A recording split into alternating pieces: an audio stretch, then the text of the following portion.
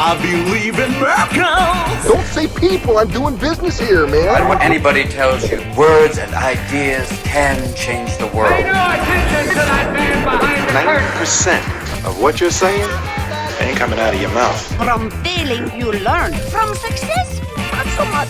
Keep moving forward. Welcome to the Small Business Miracles Podcast. I'm Jeff Randolph. This small business podcast is brought to you by EAG Advertising and Marketing.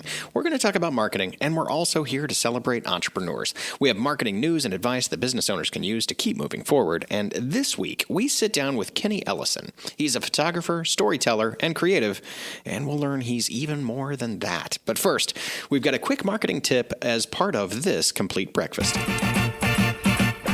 For today's marketing tip, we're continuing our series on how to prioritize your marketing. And I want to quote Glengarry Glen Ross to start this out, not because it's about sales, but it's about the ABCs. A, always, B, B, C, testing. A, always, B, B, C, closing. Always be closing. Always be closing. All right, I know. C is for closers, just like the coffee. But I'm switching it around because you should always be testing. Testing helps you prioritize your marketing while you're marketing. What you can't do is be satisfied with a marketing program and just keep hitting repeat. You always want to be looking for that thing that gets you just that much more of a result or response rate or conversion. You always want to be testing some variable in your marketing.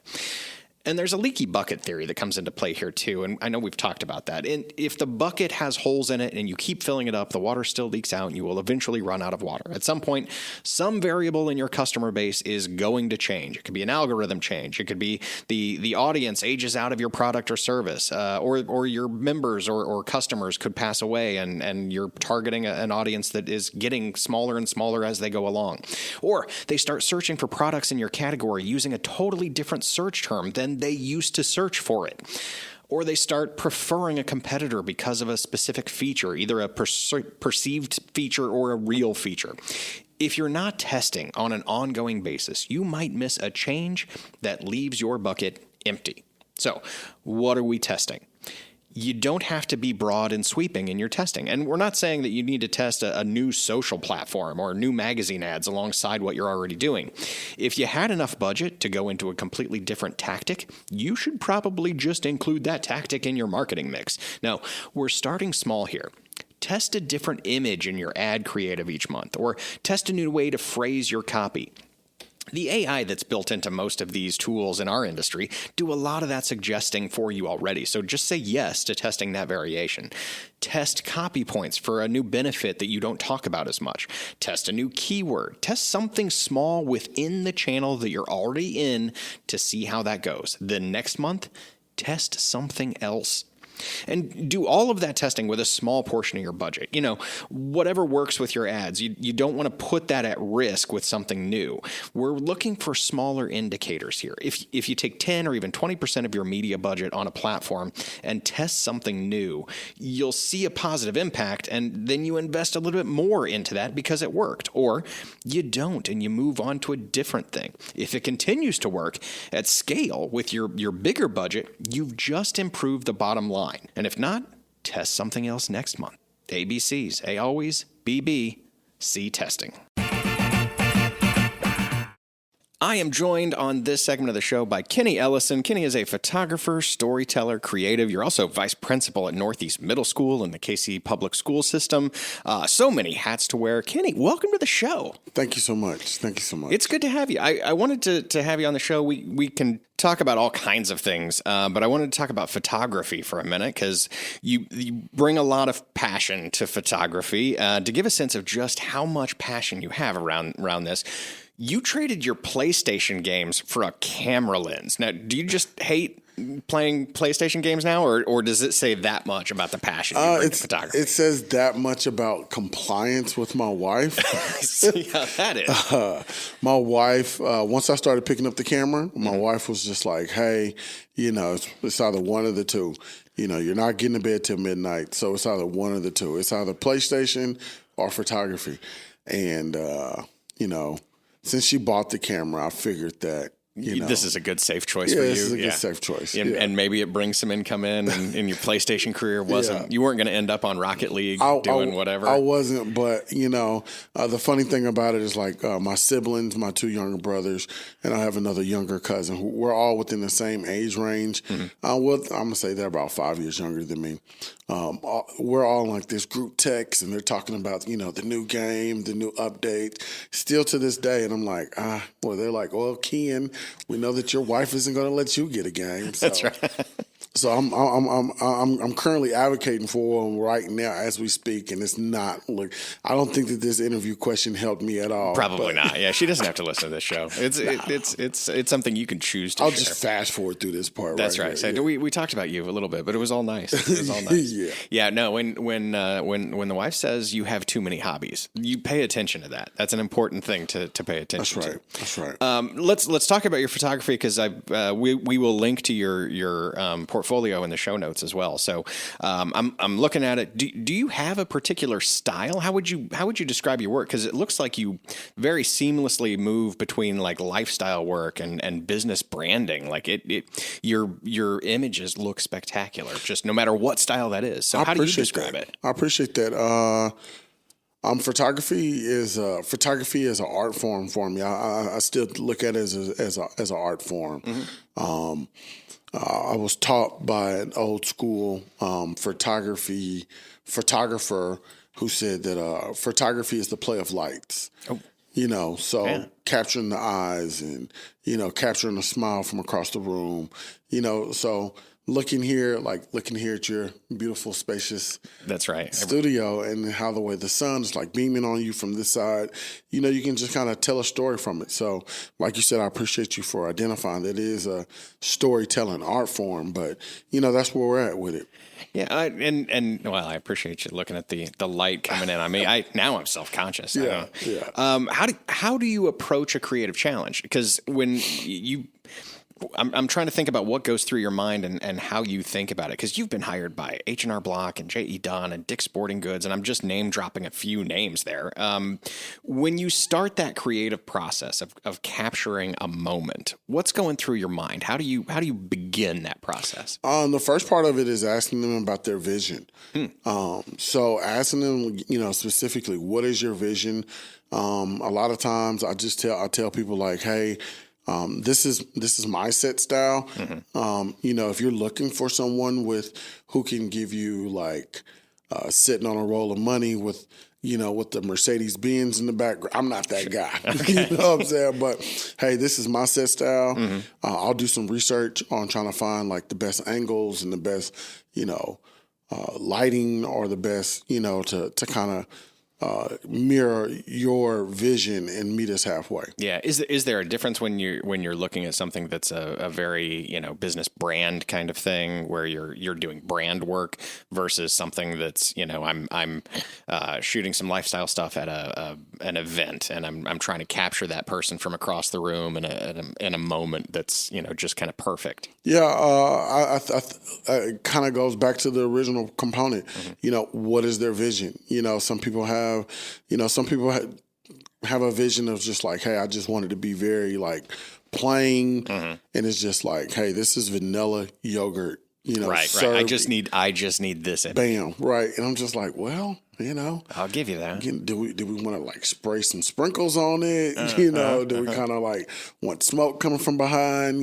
So going back to it originally, like, what is your vision?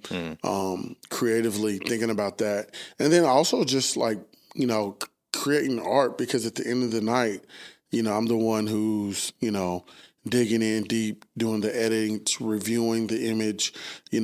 Was the label right? Was that person's smile right? Okay, hey, I identified earlier that person, had a pimple on their left side of the face. So I'm gonna work the room and get on this side. So just kind of incorporating and adding all those things together, kind of creates the art form. Scouting that out, man. That's a lot of things to think about. What is the best advice that you've gotten? And this could be, business advice. This could be personal, either one. But if you were sharing some advice. There's two things that I think about. And one, one comes from my uncle, and he says, "You're too young to mess up." Yeah, you're too young to mess up, and he's still saying that to me. He's 83 years old, knocking on the door. You know what I'm saying? So he's just like, hey, you're just too young to mess up. So I really captivate on that. And the other one is moving from faith to faith. A lot of people say, hey, I'm in faith for this radio or this podcast, to be a syndicated podcast, national syndicated podcast. Hey, I'm moving from faith to faith each interview or each time I'm able to present. So you just adding those little things up. So those are the two things I kind of operate in life. You're too young to mess up, and just move from faith to faith. I want to get to the meaning of that. You're too young to mess up. That's not saying, look, don't mess up. You're too young to get it wrong so soon. Or is it really just like, hey, don't worry about it. You've got a lot of time, in the future to get it right. Yeah. Just, hey, hey, we're going to get better. I was a former athlete. I was saying earlier that, came from the Langston University, HBCU. Shout out to the HBCU. That's right. So Langston University played their national championship last night, right? But you got to realize, you look at their trajectory. Last year they were 23-4. The year prior to that they were 1-23. So, for those kids who came in as freshmen, right? They came in as freshmen at 1-23. Their sophomore year, they're 23-4. Yeah. Their junior year, they are fighting for a national championship. Right. And, you look at it, you look at that case and example, and you say, hey, did I waste my life? And it's just kind of like, hey, man, you're too young to mess up. A lot of road still left in front of you. You've got a lot of road. Yeah. This is not the end of the world. Yeah. You can get there. Yeah. I know you wanted to shout out some important people in your life. So first, go ahead and do that. Let's give you some space to shout people out. I want to shout out to my barber, to my ice cream store. No, let me tell you, if you thought your wife was upset about this whole PlayStation thing, yeah. Yeah, I know. She always sends me memes about me irritating her, but most importantly, my wife and children. My wife we're at 11 years married, 14 years together.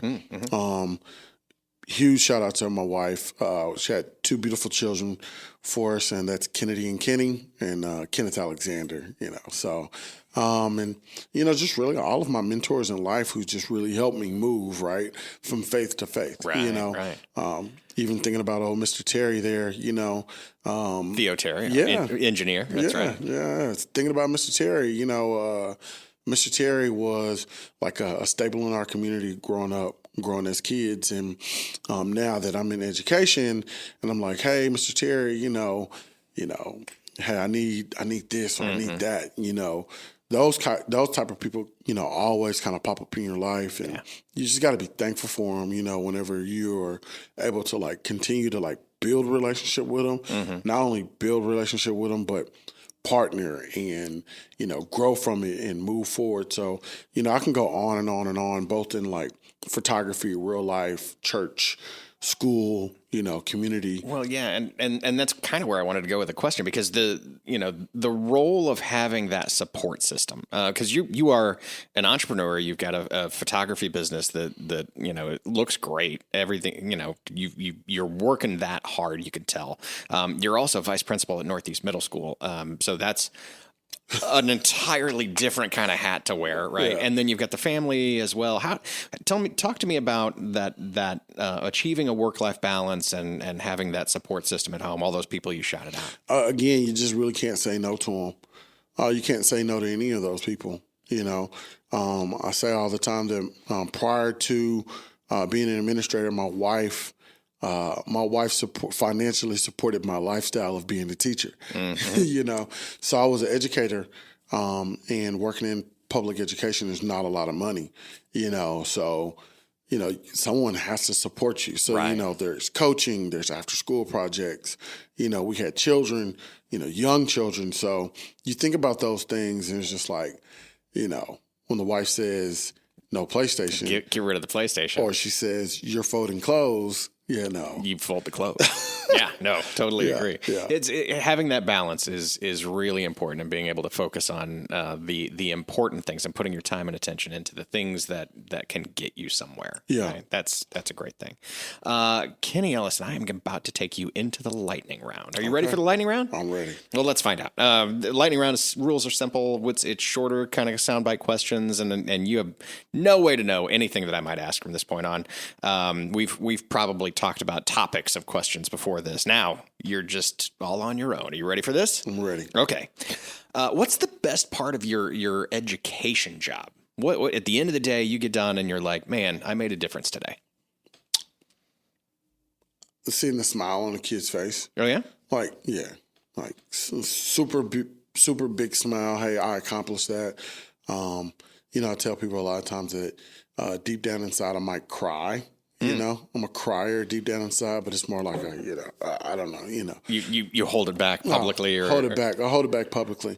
But it's just like that moment when you see a kid smiling, or they like accomplished that one thing, or their goal finally came true. Nice. Yeah. Yeah. Let me switch it up a little bit. What's the best part of your creative job, the photography side? Again, just kind of going back to like the success of someone like creating a post for their birthday, and they're just like, hey, and then you don't know the backstory until they're creating this like long post alert, and it was just like, I just got done fighting cancer, and then it's just like, and then what? This was the photo shoot that we did afterward. Like, yeah. What? She was fighting cancer this whole time, so that part of the creative. Do you have a favorite project that you've worked on the photo side? I always love taking pictures of my children. That will always be my favorite. I will say that like I took a picture of have you heard of the 90 Day Fiance couple that's here in Kansas City? I've heard of 90 Day Fiance. Okay, so but I should probably stop talking about it at that point and go, I don't have any other knowledge about right. this. Yeah. Well, I didn't either. So it's a couple. They're a 90 Day Fiance couple. Had no idea who they were. They just booked a session. We'll meet up at the library.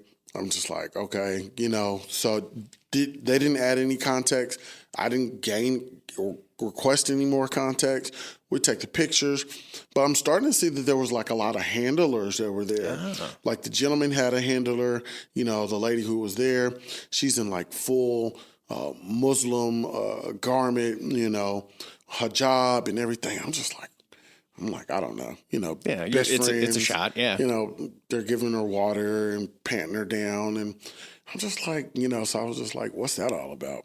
And they were just like, oh yeah, that's the 90 Day Fiance couple. I was just like 90 Day Fiance, Yeah.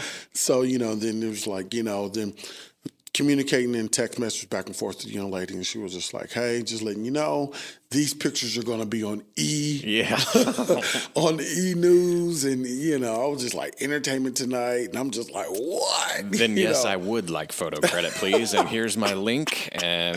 Right, and the Instagram, like, popped up when, I remember the day it posted, the followers gained like 800 followers that day. I was just like, what? This is cool. And that just kind of happens. Yeah, and then I ended up like having to like do my research to find out who these people were. And they were like, the husband was a total jerk. And I was just like, that guy, he was so cool. Bilal, he was just like so cool. Like we was dapping it up and, but I didn't know. But you don't know, because you don't have any of the context of the show. I had no context, but like, yeah, Bilal and Sheeta, shout them out. Good friends. Like I said, I work over in the Northeast community, so I work with a lot of students, like female students who wear hijabs, and I had her come to the school and talk to, girls and stuff like that. And, Bilal's a real estate agent, and, we chit-chat on Instagram and text message, seeing each other at the game. And, so it's like, those kind of projects are cool, especially like when you can get you can break down the barriers of like, hey, this is just a job or whatever the case may be. And leverage it for success on all your other hats that you wear. Do you have a desert island food, something that would be the one meal you could eat for the rest of your life? Man. Shrimp, chicken, fried rice. Oh, that's not a bad way to go. I get it. I understand it. Extra egg, extra green onion. That's and very specific too. Yeah. Well, yeah. With hot sauce though. Like a traditional, like not a Japanese kind of hot Traditional sauce hot or sauce. Chinese hot sauce. Traditional hot sauce. I had it one time in wing Atlanta. sauce. Yeah. No, like hot sauce. Oh, like hot sauce. Yeah, like okay. Red Hot Louisiana. Oh, Louisiana. Absolutely. Yeah, Texas Pete's. Yeah. I get you. We caught up with you at a Chamber of Commerce small business event where we saw you there. What do you get out of attending that kind of networking community gatherings? Do you go in there trying to accomplish something, or are you just there to see what happens and meet people? Go in there to see what happens, meet people, build relationship, build community. Finally able to put like some names with faces, like you all. Putting some names with some logos and like, oh, okay. And then also just really finding out, does their personality match their brand as well? Oh, yeah. Interesting. Interesting. So just, and then doing the 2 and 2 and, say, hey, I take pictures if you want to take pictures, and you all are like, hey, we do interviews if you into that kind of thing. So yeah. I noticed on your portfolio at 3shotsphotography.com, we'll link that. You list that you are a husband, father, photographer, creative. Is that a very intentional order, or you can bank on that being the right order? Yeah. You can't have one without the next. Husband first. My wife bought me my first camera. That became as a result. Her buying me a camera was because I was taking pictures of our daughter every moment I possibly could. And the wife said I can't take pictures, then I can't go. Right, right. If the wife is not willing to watch the kids, if I'm not, if I'm in a shooter slump, I'll go take pictures, of the kids, and I'm hearing that those are the favorite kind of pictures that you take, and it is fascinating to like look at the kinds of clients that you have, and how absolutely down to earth you are on. No, I love taking pictures of the kids. That's what I'm in it for. And you just like it is so nice to hear that and see that. Well, you got to rephrase that. Look, I love taking pictures of my kids. Right. Your kids. I like taking pictures of my kids. Family photos are fun, but boy, when you have like a family of like mother, father, and they have like 4 kids, it is like straight. Wrangling a cat. Yeah. Wrangling, just herding cats as much as you can. Yeah. And you gonna see the mom is just like, she's smiling, and the whole time she's like smacking the kid. Shut up, Jonathan. And the dad's doing one of these, so like, yeah, so that's one thing. That could be it. I was one of the takeaways I had from there was a keynote motivational speaker that I saw one time, and this guy was a photographer and also wanted to climb Mount Everest. So like had a nature photography kind of thing, and one of his big pieces of advice for the crowd was that you have to do your own legwork. You have to do your own scouting so that you know the difference between a shot at 7:00 and a shot at 7:01. Right. Yeah. And the difference between those two. And it was, really powerful to look at that with the 2 pictures side by side and go, yeah. And if you're not right there at this spot, it's not going to work. And you said a few things earlier about, capturing the light coming in and hitting somebody across the room. What is the most important prep for you when you start, either working an event and taking pictures, or, working with a couple that happens to be, famous from reality TV or whatever the case may be? Right. How do you approach that from that guy's spot on. Like it's crazy that he says that, because in my phone, I have a certain gallery in my phone of where I drive around and take pictures of locations. Yeah. And I also have it timed of like, okay, I know this side of town is going to be real shady during the 5 o'clock hour. This is cool. So like, and then also just doing my research as well of knowing like, hey, if this person, if they want natural light, but their time frame is only, at 3 o'clock. Okay, cool. I got to go to this. Here's where we need to be. Here's where we need to be. So really just doing your homework and your research. And then you also, even including like with like flash photography and all that kind of stuff. So it's really important. That guy was like really spot on when he said you have to do your homework. You absolutely have to do your homework. And the other thing too is that I like to watch the young kids as well. So I'll dig into a young kid's Instagram page real quick. Oh yeah. So a kid from like, I'm really following this photographer. I can't even think of the kid's name, but he's out of like Savannah State. So that's like Georgia or something like that. I don't know. So, but he is like the midnight photographer. Oh, okay. How's he doing it at midnight? I absolutely have no idea. But he's like killing it. So, and I'm watching everything he's doing, so just following people and doing your homework, doing your research. Inspiration. Yeah. There's so much more that goes into a creative job and being prepared. Luck favors the prepared, right? It's that whole thing. Kenny, I'm going to take you out of the lightning round. And where can people find you? Where would you send them if they want to know more? Well, 3shotsphotography.com is my website. 3shotsphotography.com is my website. And I can be found on all of my social media platforms under the name Kenney Ellison. Kenney, Kenney, Ellison, Ellison. All right. Kenney Ellison, photographer, storyteller, creative. Thanks for being on the show today. Thank you so much. And that is our show. Thanks to our guest, Kenney Ellison. And thank you for listening to the Small Business Miracles podcast. Remember to subscribe, leave us a 5-star rating and review. Drop us a line on the website at eagadv.com if you have any thoughts. Until then, we'll be out here helping entrepreneurs with another Small Business Miracle.